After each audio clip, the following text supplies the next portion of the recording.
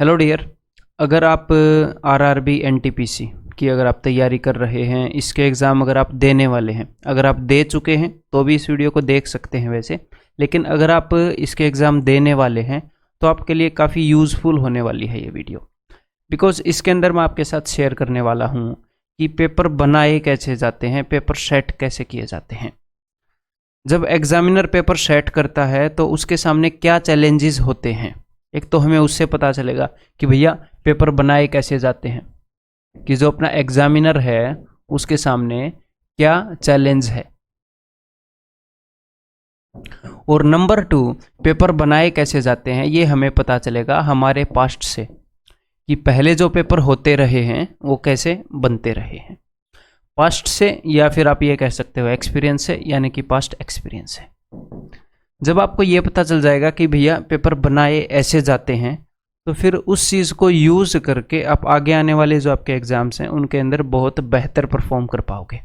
ठीक है, तो ध्यान से शुरू करें, इसको ध्यान से देखना स्टार्ट कर दो। देखो, तो जब एग्जामिनर पेपर सेट करता है तो उसके सामने ये चैलेंज होता है कि हाँ, नॉर्मलाइजेशन है।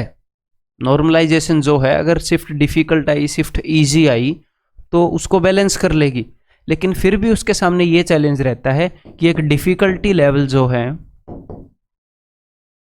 वो मेंटेन करके चलना है। ठीक है, ये सारी चीज़ मैं आपको 100% प्रूफ के साथ कह रहा हूँ, आप ये मान सकते हो, मतलब कि कई सालों के एक्सपीरियंस के साथ। मैं साथ साथ आपको मैं बताऊंगा ये सारी बातें मैं क्यों कह रहा हूँ। ठीक है, बिकॉज आजकल कई ऐसी बातें बोली जा रही हैं जो बिना हाथ पैर की बातें हैं, अजीब सी बातें हैं। अगर याद रहा तो वो भी मैं आपको बता दूंगा, है वो इतनी ज़रूरी नहीं है वैसे। कि उसके सामने एक चैलेंज होता है कि डिफ़िकल्टी लेवल को हमने मेंटेन करके चलना है। ठीक है, तो इस डिफ़िकल्टी लेवल को मेंटेन करके क्यों चलना है, ताकि सारी शिफ्ट जो हैं उनमें एक सा डिफ़िकल्टी लेवल हो। अपनी तरफ से वो मेंटेन करने की कोशिश करते हैं और बाकी नॉर्मलाइजेशन हैंडल कर लेती है। तो इसके लिए किया ये जाता है दोस्त, ये एक्सपीरियंस कहाँ से आया ये जानने योग्य है कि जब से ऑनलाइन पेपर हुआ है ना, मैंने सारी शिफ्टों को एनालाइज किया है। 2016 से हुआ है ना ऑनलाइन पेपर, मैंने तब से 2016 के टीयर 1 एसएससी सीजीएल की मैथ की सारी शिफ्टों के पेपर सोल्व कर रखे हैं। और ऐसे सोल्व नहीं किए कि एक दिन एक पेपर सोल्व कर लिया, एक दिन एक पेपर सोल्व कर लिया, नहीं कि हफ्ते के अंदर सारी की सारी शिफ्ट सोल्व कर दी या 5 दिन के अंदर सारी शिफ्ट सोल्व कर दी। तो उसमें होता क्या था, एसएससी सीजीएल के अंदर भी ऐसा ही हुआ, सीएचएसएल के अंदर भी ऐसा ही हुआ, अगले साल के एसएससी सीजीएल के अंदर भी हुआ, अगले साल के एसएससी सीजीएल के अंदर भी हुआ। और ये जो मैं बातें बोल रहा हूँ इनमें 95% एग्जैक्टली सेम काम हुआ। कभी कभी क्या होता है, क्वेश्चन ऊपर नीचे होते हैं शिफ्ट वाइज, लेकिन 95% सेम काम हुआ। जो डिफ़िकल्ट शिफ्ट आई और जो इजी शिफ्ट आई उनमें भी सेम काम था। उनमें किया क्या गया था वो मैं आपको बता देता हूं, सुनो ध्यान से। उनमें एक खाका, या फिर आप बोल सकते हो एक ड्राफ्ट तैयार किया गया था। ड्राफ्ट कुछ ऐसा था कि मान लो हम यहाँ पर मैथ्स के क्वेश्चन स्टार्ट कर रहे हैं कि भैया सबसे पहला जो क्वेश्चन है वो एसआई या फिर सीआई का था, और वो एक स्पेसिफिक कंसेप्ट के ऊपर था, एक स्पेसिफिक कंसेप्ट के ऊपर। मान लो मैं एक पेपर पढ़ रहा हूँ, मान लो 15 मार्च को एक पेपर हुआ, उसके अंदर जो पहला क्वेश्चन था वो इंटरेस्ट के किसी एसआई और सीआई के बीच में जो डिफरेंस है उस कंसेप्ट के ऊपर था। तो अगली शिफ्ट के अंदर भी उसी कंसेप्ट के ऊपर क्वेश्चन था, बट थोड़ा सा रकम अलग थे, हैं थोड़ा सा लेवल ऊपर नीचे, बिल्कुल मतलब ऑलमोस्ट 95% क्वेश्चन मिल रहा था, बस थोड़ी सी कुछ बातें अलग थी। इससे होता क्या है, एक मोटा मोटा स्केलेटन सा तैयार कर लेता है एग्जामिनर। स्केलेटन समझ रहे हो कि यहां पर ऐसा क्वेश्चन दूंगा, यहां पर ऐसा क्वेश्चन दूंगा। वो बिल्कुल रिजिड नहीं होता। होता क्या है, उसको सफल भी कर दिया जाता है कई बार। बट मान लो एक शिफ्ट में सक्सेसिव डिस्काउंट का क्वेश्चन पूछा गया है, तो अगली शिफ्ट में भी सक्सेसिव डिस्काउंट से रिलेटेड कुछ इस तरीके का क्वेश्चन पूछा गया है, अगली शिफ्ट में भी उसी कंसेप्ट के यूज होने वाला कुछ क्वेश्चन पूछा गया है, या एग्जैक्टली सेम पूछा गया है बट उसकी रकम अलग है। क्यों? क्योंकि वो भी एक डिफिकल्टी लेवल मेंटेन रखना चाहते हैं। तो एक ड्राफ्ट बनाया जाता है मेरे दोस्त, उसको भले ही सफल कर दिया जाता है, बिकॉज ये बातें चल रही हैं कि अब तक ये चीज़ें पूछ ली गई हैं, कुछ लोग ऐसे गाइड कर रहे हैं कि अब तक ये चीज़ पूछ ली गई है, ये चीज़ नहीं पूछी गई है, तो आगे ये चीज़ पूछी जाएंगी। ऐसे नहीं चलता कि भाई अब तक ये पूछ लिया गया तो आगे इससे अलग पूछा जाएगा। ऐसे तो 15 शिफ्ट के अंदर मैथ्स खत्म हो जाएगा, सब कुछ पूछ लिया जाएगा, उसके बाद फिर आगे क्या पूछेंगे? क्या मैथ्स के अंदर विज्ञान थोड़ी पूछने लग जाएंगे? ये तो अब तक पूछा नहीं, मैथ्स में ये चीज़ पूछ लो। आप मेरी बात समझ रहे हो? एक खाका तैयार किया जाता है किसी ऑर्गेनाइजेशन को, किसी एजेंसी को, जब इतने सारे पेपर बनाने हैं तो एक प्लानिंग के साथ उनको चलना पड़ता है। तो मैं ये नहीं बोल रहा एग्जैक्टली सेम क्वेश्चन आएंगे, उसी लाइन पर क्वेश्चन आएंगे, उसी लाइन पर क्वेश्चन पहले आते रहे हैं और आगे भी आते रहेंगे।